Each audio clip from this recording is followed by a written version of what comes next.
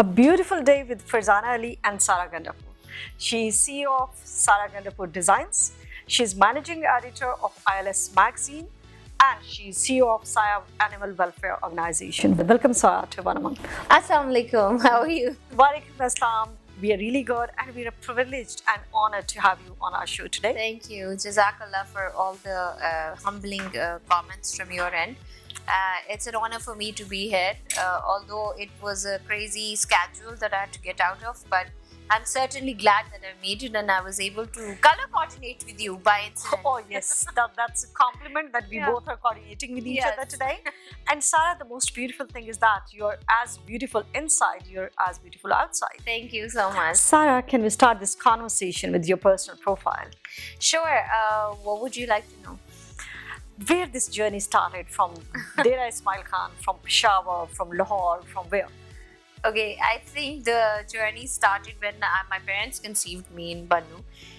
My father was a judge at that time and posted there. So from there we moved to Peshawar. That's my hometown, like literally. I grew up in Peshawar and since Baba was a judge and posted from different positions to another. So I grew up in Peshawar very much. I am a Pathan growing up in Peshawar was an interesting experience because you see, for most of the people in Pakistan, even let alone the country, the globe, contrary to the belief that in Peshawar people are little undereducated or I don't really believe that because I think I'm a living example. Growing up there, I got the best of education. We belong to obviously a privileged family, but it does not matter because in the KPK culture is that you treat everyone equally. So you could be the Khan or you could be a Mulazim, but you'd still be a Khan, right? So you're given equal respect. So I learned a lot from my culture, a lot of my heritage that I have, and my character, my personality is obviously built from Peshawar. I moved from Peshawar to Lahore to study fashion, and it's a very long journey. But since we're short on time and a lot more things to talk about, so I'm gonna keep it short and sweet. So from studying fashion. While I was a student, I got a break with the great Shah Sharabil Saab. At that time, it would be safe to say that he was my mentor, and he said that Phantom of the Opera is a play that we're making, and of course we'd want you to do the costumes, and since you're a fashion student, you'd be able to pull it off. And I was like, listen, I'm a kid, like I'm a student, how can I do?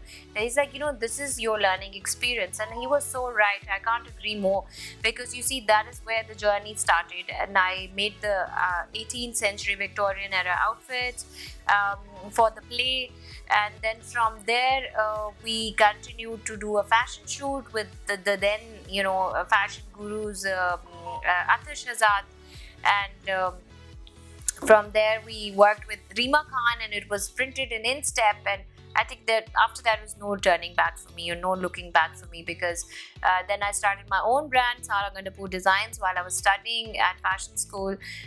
Then I went to British education school as well, so I continued my studies from there, graduated from there with distinction, alhamdulillah, and along the way made a lot of designer friends, model friends, makeup artists, and photographers. So I think at a very early age I started that journey, and I was lucky and alhamdulillah blessed to be guided by some really good people. Well, Sara, as you said, the journey started from a fashion school from Lahore, and that continued to some British school as well. So Sara, you're a style icon. and supposedly yes, और बहुत सी खवातीन सारा गंडापुर जैसी बनना चाहती हैं, ठीक है? अभी फैशन ट्रेंड्स के ऊपर आप मुझे बताइए, as Pakistan is having so rich and diversified culture. So what are the latest trends in fashion industry? If you talk about trends being a Pakistani, the problem is that I wouldn't call it a problem, but because of the globalization, we have unfortunately really dwelled into the Western culture, and a lot of us, leading women and our stars and everybody, we are looking to West for inspiration and carrying their Western outfits. I'm not saying it's a bad thing because we also do that. We also wear Western clothes.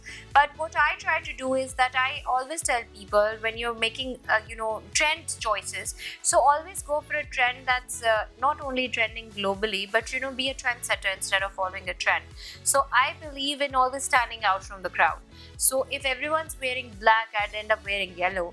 And if, everyone's wearing a dress or a gown to the awards, I'd end up wearing a sari or a shalwar kameez, or maybe a kaftan, which is again a fusion of the Eastern outfit. But when you talk about trends, I think it's very important to see whatever is trending, but you have to be very careful of what your figure or your physique or your personality is like. Never try to be somebody that you're not. It's good to experiment. I do it with my blonde hair and my looks all the time. It's been about 2.5 years that I've gone completely short. I had very long hair, but just to be different or to try something new and be a bit adventurous or whatever you would like to call it, so I went short, and everybody was like, oh my god, you cut off your beautiful locks, and how could you do that, and you've gone blonde, that's such a risque, like a color and everything. But then I said to them that if it doesn't look good, that's okay, I can always go back, right? So alhamdulillah, being an icon is I don't know what an icon is really, because trust me, internationally there are so many icons and they are following some trends which I would rather die than carry. So I always think of myself as somebody who is a trendsetter. So Sarah, well, as you said that you entirely go for different things than Yes. The people wearing saris. Sarah goes That's the for crazy. Western might be, yeah, and that is the crazy about Sarah. Sarah, what is your style statement?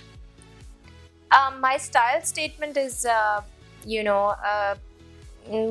could be grand if you feel like you should, the occasion demands a grandeur, then you can be grandeur. But if the occasion demands you to be, casual, just be casual. I just basically always like to stand out from the crowd. And that's what's always Undoubtedly, Sarah, you're standing out among the crowd. I would believe that. Thank you so much. Sarah, since you're not only working with the fashion industry, you're also working with magazines Yes. and ILS magazine. Yes. So, can you just discuss about ILS magazine Of and course. your journey towards that? Yeah, so ILS is a baby, and I'm always so excited to talk about it because you see, while I was studying fashion and I was, starting the journey of a brand, I was experimenting, I was learning on the job, and from my really good teachers and my mentors, and so many people inspired me. So at the same time, when I felt that my work, again, I'm not making clothes right now. I've discontinued for 5 years. I've taken a break since my mother passed away.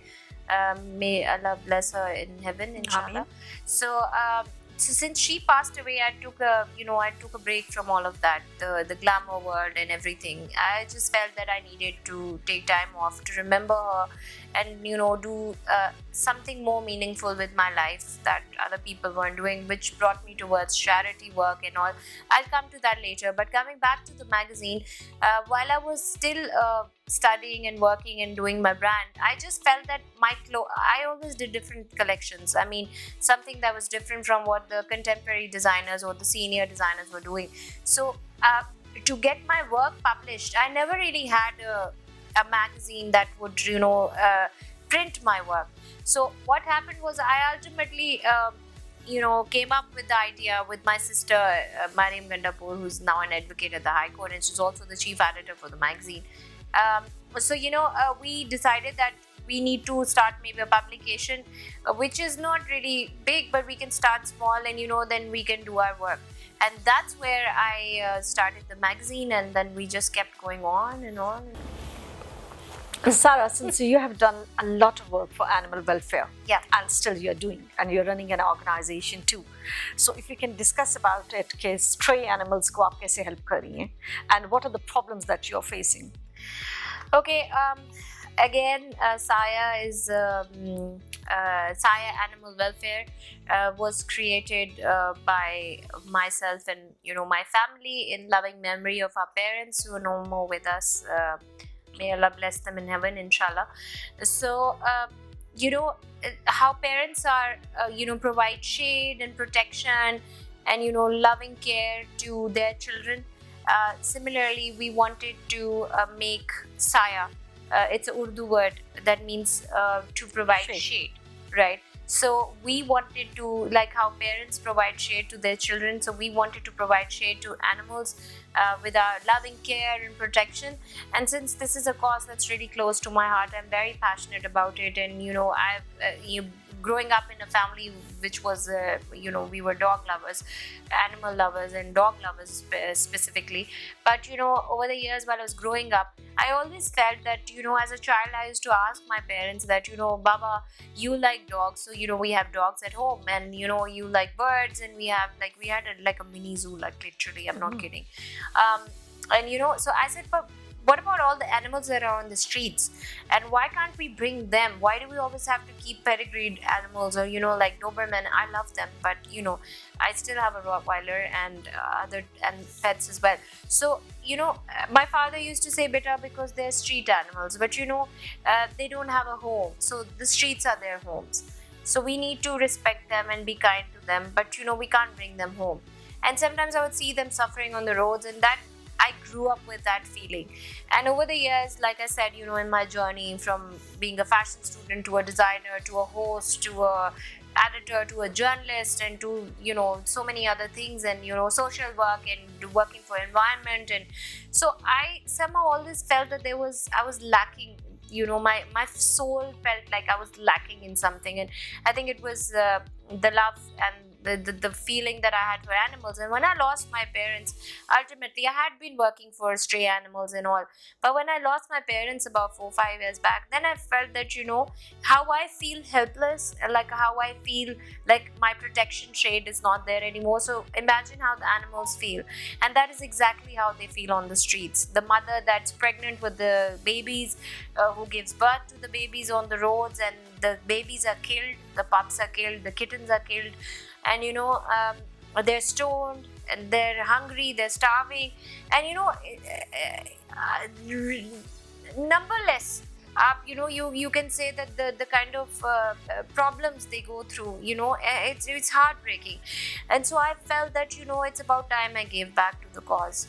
So instead of just working part-time for animal welfare and for environment, I thought that it's about time. But you see, nobody was taking me seriously, because I was a fashion icon and a host, and from the glamour world.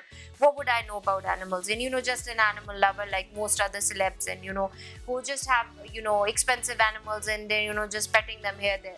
So just to get proper support for it, so we registered, we thought of Saya, and ultimately we started from there, and now we are working around the clock to help animals. And thanks to CDRS and Benji Project, Torche, it's an American organization that's been working in Pakistan for crisis management, the crisis and disaster management, and they do so much work. Torche is one of my favorite people and inspiration. So he and I, we sat together, and I presented the idea to him, and so we decided to start an animal clinic that would provide we will be empowering existing shelters that are working for animals, and to rescuers who it's expensive work, so we would be empowering them, and of course we'd be rescuing and working with our own animals as well. So we've started an ambulance service, and now we have a clinic. And the next step, which is in the pipeline, the project is us working with the Half Hope Uplift Foundation, which is run by Mrs. Lubna Shako. She's the second largest charity in organization after Eidi. I love Eidi Saab and Begum Eidi jo hain. So and then from there we're starting our shelter. So there's so much stuff that's going on, and I finally feel like I am where I need to be, where I should be, and just loving it. Well, Sarah, so as while discussion we discussed, you had a crazy day. You were running here to there and doing so many work Yes. throughout the day. So, what inspires Sarah to do all these jobs together? Mm, Yes, because it's not one work that Sarah is doing. I think it would be being a woman of strength, because I feel that Allah created women as very strong members of society, of our religion, and a family. Women are pillars of strength. So if Allah created us to fulfill this certain role, so why shouldn't we be able to do that in this world? And so that's my driving force. I mean, seriously. Well, Sarah, so far, any difficult decision of your life that you have taken, or any challenging moment of your life? I think the challenging moment would be when I lost my mother, who was like she was my world, and I lost her about 5 years back. So that was a challenging, very challenging time in my life. But to come to terms with it, that it's Allah's will, and we all must go back to Him, because that's why they say in Allah wa inna ilaihi raji'un. So to Allah we are have to return to. So while I was going through that, I just realized that life will keep presenting you with different challenges. It could be personal, it could be professional, it could be social. So I just figured that I think I've been blessed to achieve a lot in my short life, and so I think it was just time to give back to the society and to the animals, and um, just doing my bit. And when you talk about a decision that's hard to make, so I think stepping into animal welfare, and obviously it takes up a lot of my time. So I was not able to give my original careers as a designer, as a journalist, as an editor, as much time. But I feel that I have no regrets, and I'm learning. I'm learning on the job to handle everything and balance. Sarah, while having this conversation, I have decided to have series of interviews with you because in one conversation we cannot, have all that Sarah have. Yeah. So, Sarah, at the end, any message for the women entrepreneurs? First of all, thank you so much for the humbling words. It's always humbling to be considered a person who has achieved something in life, although I feel that I'm still a long way from achieving my ultimate goal. For the women entrepreneurs and the women who are watching us, I never let anyone tell you that you're not enough.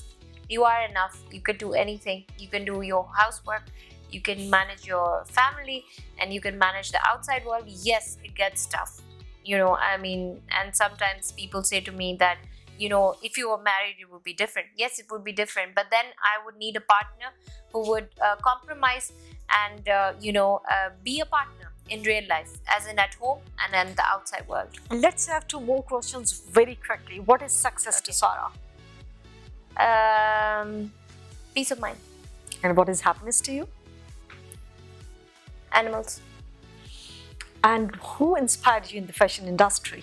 My mother. She was not in the fashion industry, but she was a fashion icon for me. I picked up everything from her. She's a very, very elegant lady. So, dear women, we are making this promise that I'll call Sarah once again to have another interview or conversation with her. At the moment, I would say thank you very much, Sarah. It was a beautiful conversation. And likewise, I had a fantastic time with you, and it's always great talking to a host who has, who knows her game. So you're on top of your game, lady. Thank you very much. Thank you, Sarah. Thanks.